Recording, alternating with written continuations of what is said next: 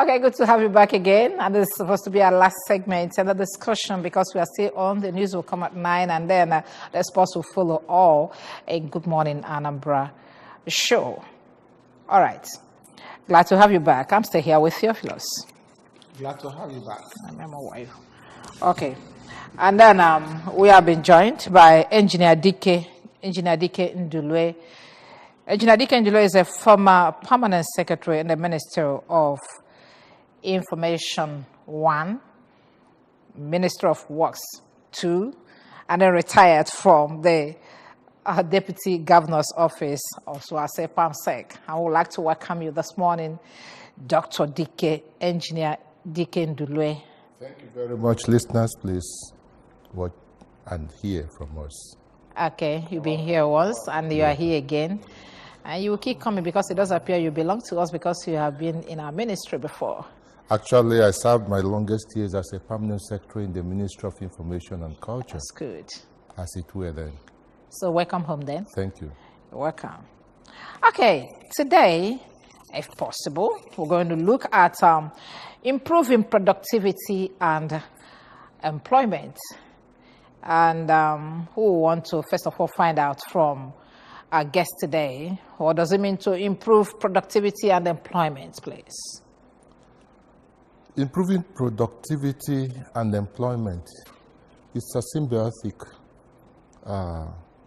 statement in that, or issues, in that productivity is synonymous with employment. If you don't have employees, you can't produce, no matter the extent of advancement in technology.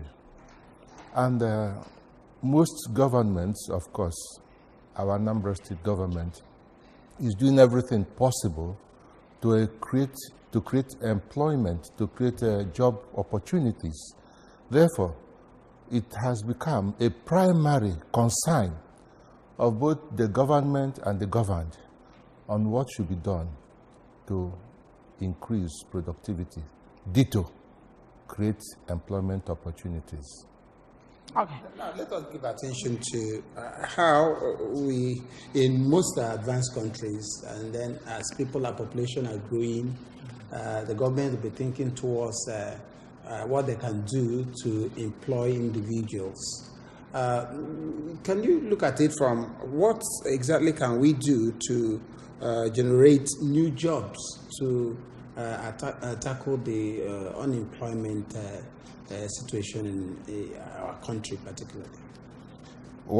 My joy is enormous in that people are beginning to realize that government cannot absorb all the graduates of universities and other levels of education. Therefore, to absorb all these graduates, secondary, primary, even university, there is need that the private sector should play a key role. But for the private sector to play the leading role, as it is expected, there should be some considerations on the side of government to employers of labor, especially in the private sector. Most economies we know in the world today are private sector driven. And that is, in our own case, efforts should be made to address the issue of power supply. I've used that word power supply because if you generate whatever quantity of energy and it does not get to the consumer, who is the private sector employer of labor, production or productivity will not be increased. Accordingly, there will be no job. So, the change from government-led development to private sector has its own responsibilities on the side of government to provide conducive atmosphere for the private sector to thrive and improve. Accordingly, employ more people, because when you are producing, you need hands. And these facilities I'm talking about should be, of course, basic: road, light, water, Just infrastructure that will enable the private sector to develop. Right. Okay, basically, when you say improving productivity, you are talking about the private sector improving. Let's see if anybody is here with us before we go on. Okay, improving their productivity so that they will be able to generate, employment. Yes. Okay, to create employment. Correct, yes, opportunities, employment opportunities.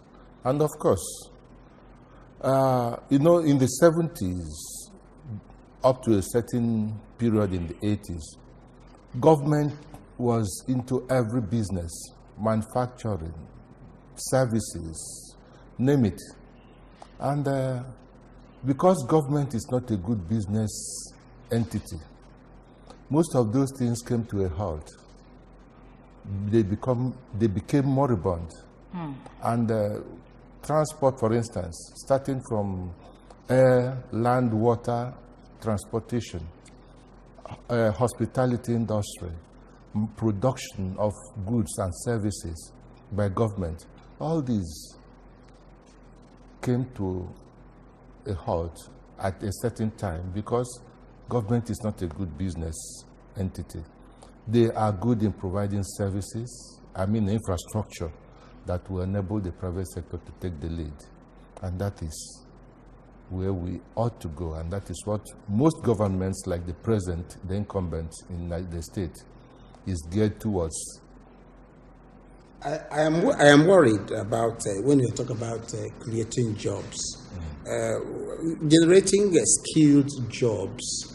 I think that basically where we should focus our attention, because if you are talking about employing people, there are a lot of unemployable individuals because they are not skilled. And then I know here in Anambra State, His Excellency actually adopted skill acquisition where individuals will go and acquire skills.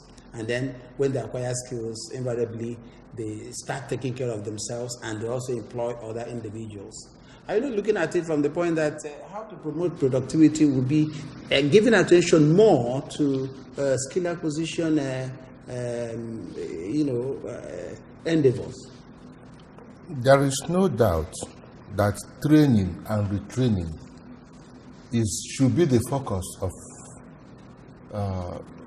government and private sector employers of labor. Because skill is the ultimate. Nobody would want to, but you need to, in the process of recruitment, in the process of employing, ascertain whether the fellow is employable, whether the fellow has the basic needs you want as to provide or make himself available for training and assimilation of such training that give him the appropriate skill. Appropriate is the word, skill. So that you don't engage people and after a year, 2 or 3, you find out that they are all non-fit. They are not fit for the job. The point I'm trying to make Yes. is that maybe government focusing more attention on this skill acquisition. Yes. Okay, for instance, here in ABS, we adopted the Film Academy where people are trained. Most of them are graduates. But for the fact that possibly there is no employment, yes, some will decide to go get on their own, have a skill, either in photography or in filmmaking or things that, which is a little away from what they read in the university.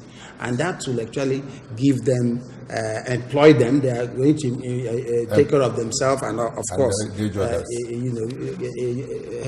help others. Well, let me say, I don't.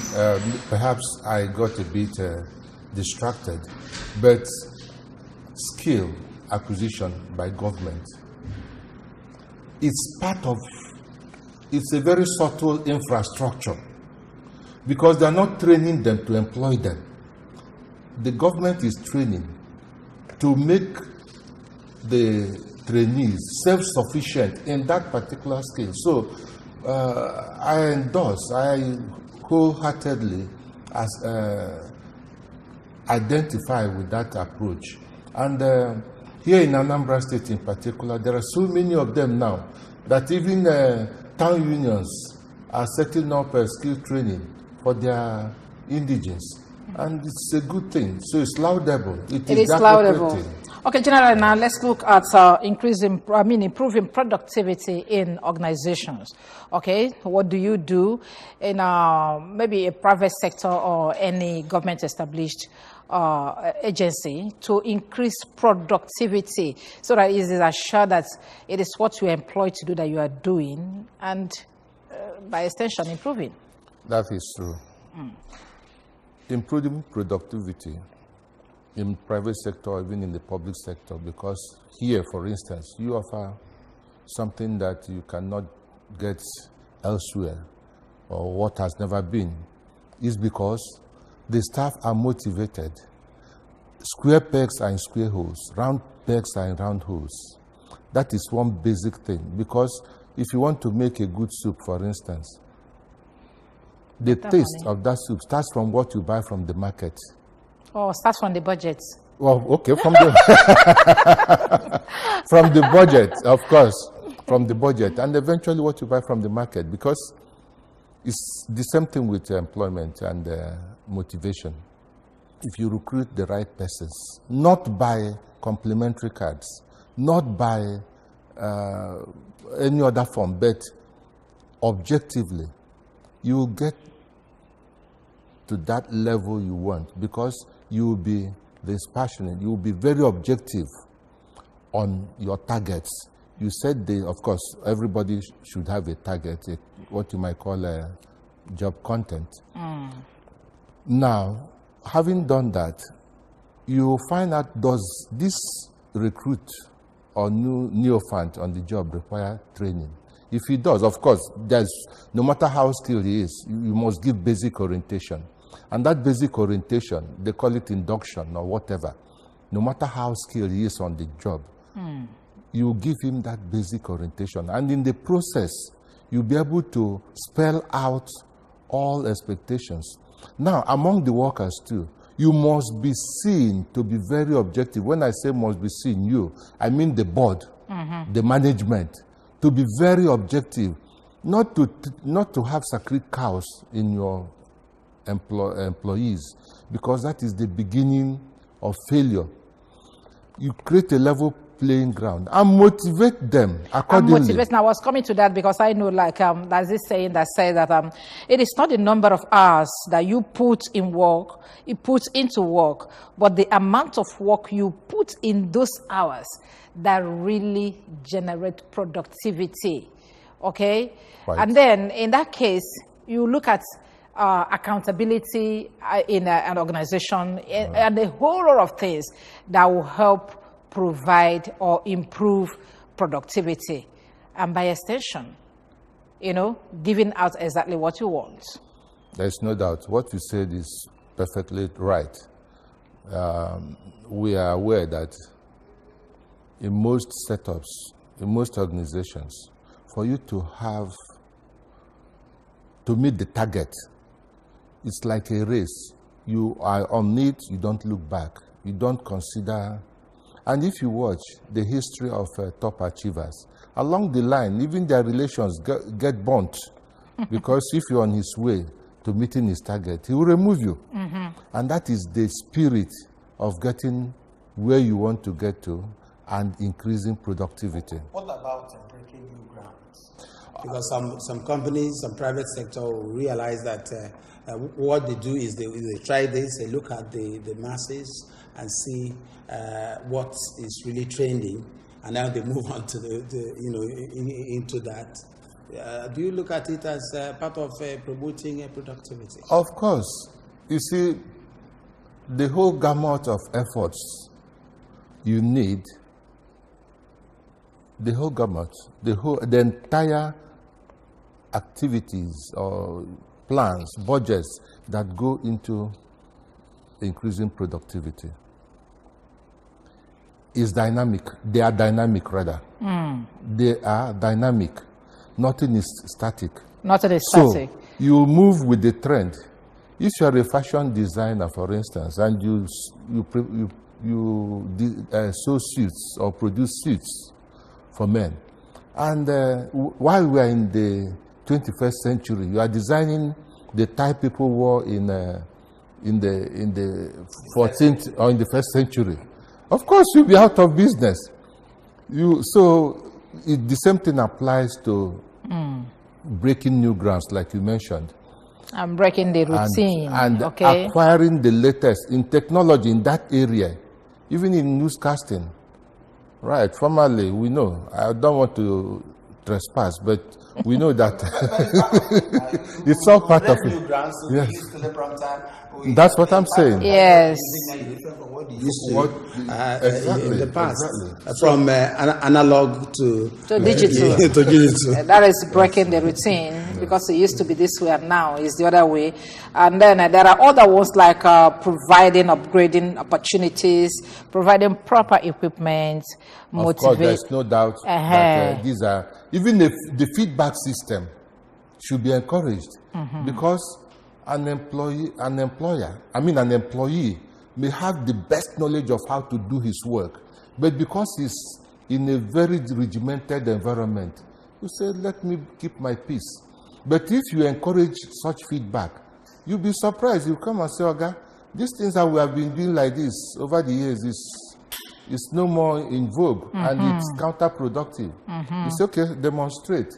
You'll be surprised the kind of development or innovation such attitude will bring forth to the system. So it's all part of increasing productivity. It is. And as the last one I said, manage but don't micromanage. That's allow people to invest their own wisdom, their knowledge in job.